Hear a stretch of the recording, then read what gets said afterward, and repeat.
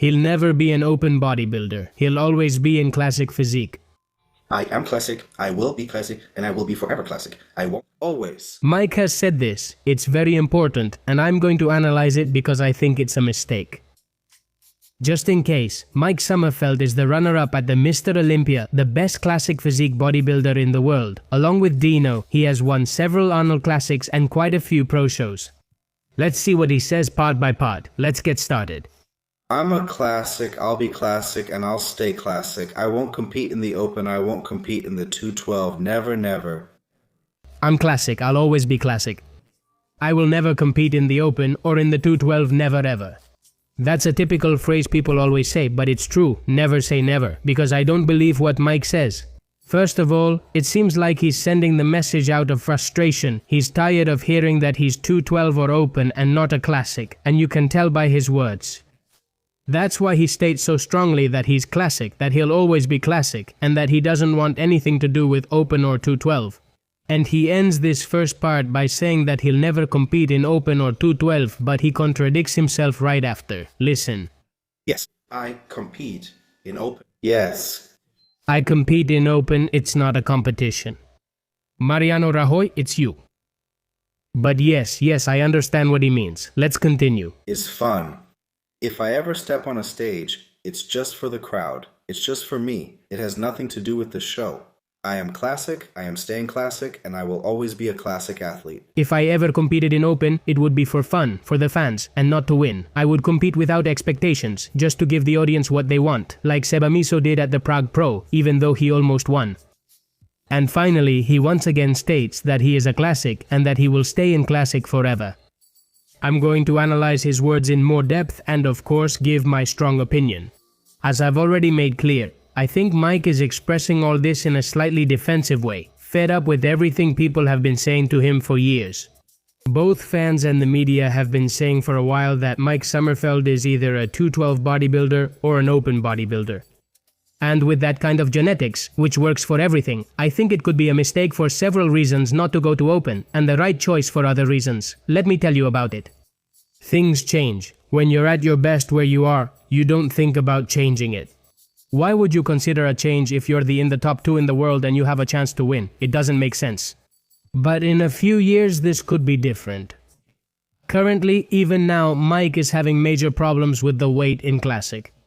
We've seen, for example, how he wasn't able to make weight at the Arnold, Ohio. He went over by a couple of kilos, then he pushed really hard and managed to compete at the Arnold UK. And we can't deny that he looked much smaller than at the Arnold 2025 where they let him weigh more because of the mess with the measurements that I explained. Now that he has to weigh less and has to make 92 instead of 96, this is a huge stress for his body and his mind. It's a great struggle to make weight. From extreme dieting to dehydration, diuresis, sauna, doing cardio bundled up, all to make weight and make the class. This isn't good for your mind or your physical health. There's also the sense of not improving or making progress. Training with the brakes on, being careful, limiting your maximum potential. And this is where personal ambition comes in, the what if. What would happen if? In the Open Olympia, you earn 10 times more than in classic physique. It's a big difference. And at the Arnold, we've just seen it in recent days, $750,000 for the winner in Ohio, $250,000 for the Arnold UK. In pro shows in general, you also earn more in open. If it's for economic reasons, switching to open might be more interesting. Jadir Adler. Derek was in 212 and he has one in 212 and he has one in open, 2 Olympias already. If it's about making money competing, open is by far the best option. It's the highest paid category. If it's about fame and making money from external sources, it's debatable, since classic is at its peak right now. And I think it's going to stay that way, but surely a category change in the future would make things much more exciting and get a lot more attention, and brands would fight over him and offer more. Everything would just get bigger. We're talking about years into the future, but let's talk about the cons. For short-term mental health, a category change is a good idea, but for long-term health, it's not an interesting move, since Mike competes at 92 kilos.